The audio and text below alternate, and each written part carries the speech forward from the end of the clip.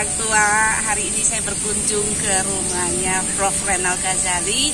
Ini sebuah keberuntungan ya, kita bisa ngobrol sama Prof. Apa sih yang dimaksud dengan perubahan-perubahan yang harus kita ketahui sebagai orang tua. Selamat sore, Prof. Selamat sore, Bu Meli. Senang sekali ya, hari ini saya bisa berkunjung di sini. Prof, saya selalu mengikuti podcast-podcastnya yang sangat-sangat update ya, gitu ya. Jadi sebagai orang tua kami sedang khawatir sekali nih banyak sekali hal-hal yang baru, termasuk dengan flexing, terus sama generasi yang non degree ya, terus bagaimana nanti jangan-jangan nanti anak-anak yang kami didik menjadi anak-anak yang useless generation gitu ya, gitu. Nah, kira-kira apa sih yang Prof bisa sampaikan nih kepada kami sebagai orang tua, sebagai pendidik buat anak-anak kami, apa yang harus kami persiapkan? Kita kan tidak dituntut berubah, Bu Meli. Kita hanya dituntut beradaptasi. Jadi kalau beradaptasi, menyesuaikan diri, kita berpakaian seperti ini karena kita di Indonesia matahari 12 bulan setiap hari. Tapi kalau kita pergi ke Amerika, kita mesti lihat pada bulan apa ini. Oh, ini musim panas, kita pakai celana pendek. Kenapa? Panasnya minta ampun di sana. Musim dingin, kita harus pakai berlapis-lapis, bahkan telinga pun harus kita tutup, gitu ya. Kita pakai hand body lotion di tubuh kita dan sebagainya. Tidurnya harus pakai pelembab, karena di Indonesia sudah lembab, di sana dry, kering. Jadi kita menyesuaikan diri.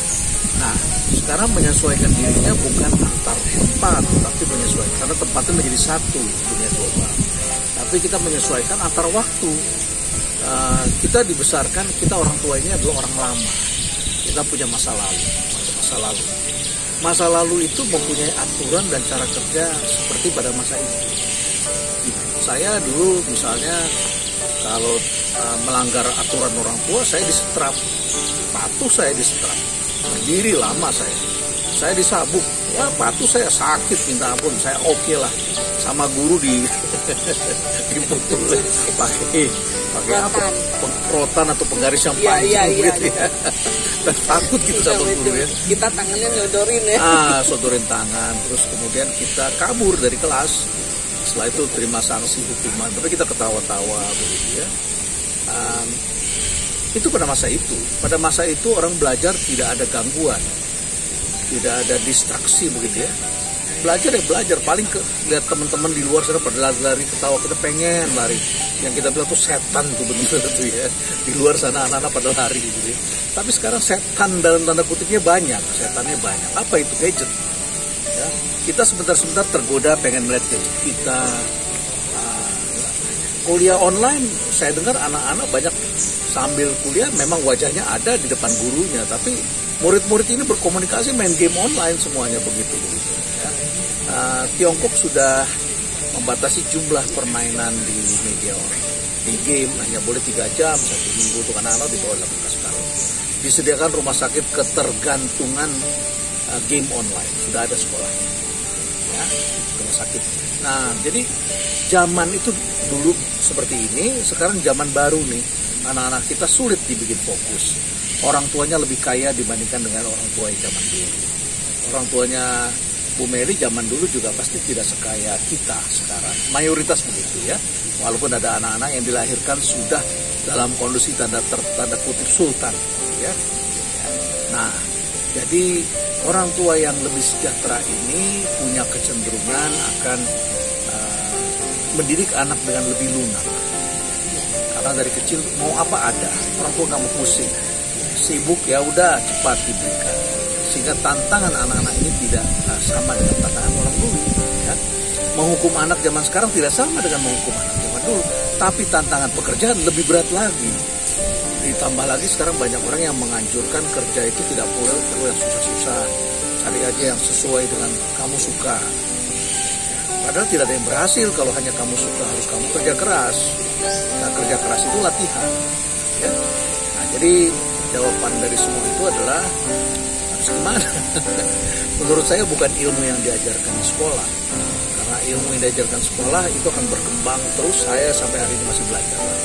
Oleh karena itu yang lebih penting apa? Yang lebih penting adalah melatih anak-anak itu agar mudah beradaptasi, mengambil lagi yang baru. Maka itu ada kecerdasan eksplorasi. Jadi saya di rumah perubahan dengan anak melatih anak-anak selalu explore. Nah, ada pandemi, explore apa sih yang harus dibutuhkan, apa yang harus kita siapkan. Explore. Jadi anak-anak itu tidak akan menderita kalau mereka cerdas hal eksplorasi, mencari hal baru. Yang kedua, merealisasikan impian. Dalam merealisasikan ini banyak ujiannya. Dia tabah atau tidak, dia siap menderita atau tidak, mau susah atau tidak. Ini satu kemampuan sendiri yang kita sebut dengan mindset dan tujuan. Kemudian self-driving, kemampuan mendrive diri sendiri. Nah, itu ada 7 elemen yang bisa dilihat dari self-driving.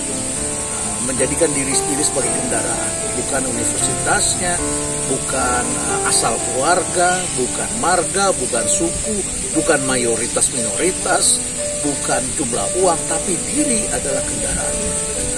Kita harus bisa jadi orang yang bisa diandalkan, ya, bisa diandalkan. Itu bagaimana uang. Terakhir saya kira dari semua itu akhirnya adalah kita sebagai manusia yang sadar betul teknologi ini adalah alat bagi kita untuk selalu kita kembangkan. Ya. Kalau kita tidak kenal teknologi juga repot. Jadi saya kira itulah hal-hal yang perlu dipersiapkan oleh anak-anak muda ke depan. Ya, terima kasih banyak Prof. Berarti kami orang tua itu mesti juga bisa beradaptasi ya, mengikuti perkembangan ya. Jangan terperangkap dalam masa lalu. Ya, kita juga nggak bisa juga memusuhi teknologi ya, tapi kita juga harus bisa beradaptasi ya. Ya, tapi dari semua itu ya, akhirnya saya berpikir ya, anak muda itu harus diberikan medan pertempuran, battlefield. Tentara tidak ada artinya apa-apa kalau dia tidak pernah maju ke medan perang. Ya. Seorang dosen tidak ada artinya apa-apa kalau dia tidak pernah mengajar, tidak pernah menulis buku. Jadi battlefield itu berada benar-benar di lapangan yang dia bertarung. Bagaimana kita dengan anak-anak kita jangan taruh di ketiak kita, tetapi adalah memberi kesempatan pada anak-anak kita untuk menjadi petarung. Nah, orang tua kalau sudah buka perusahaan, punya perusahaan sukses, jangan lupa kasih mainan buat anak-anaknya. Dan mainan itu harus memungkinkan dia melakukan kesalahan. Harus ada ruang bagi dia. Oke, terima kasih banyak Prof. Ya. Nah, mungkin teman-teman yang sudah mendengarkan jadi sudah tahu bagaimana kita menjadi orang tua dan apa yang harus kita persiapkan sebagai orang tua ya. Jadi jangan membawa anak kita di ketiak kita saja, tapi berikan dia kesempatan untuk menjadi dirinya dan jangan takut kalau anak kita gagal, karena dari kegagalan kan dia baru bisa tahu apa itu arti keberhasilan. Terima kasih.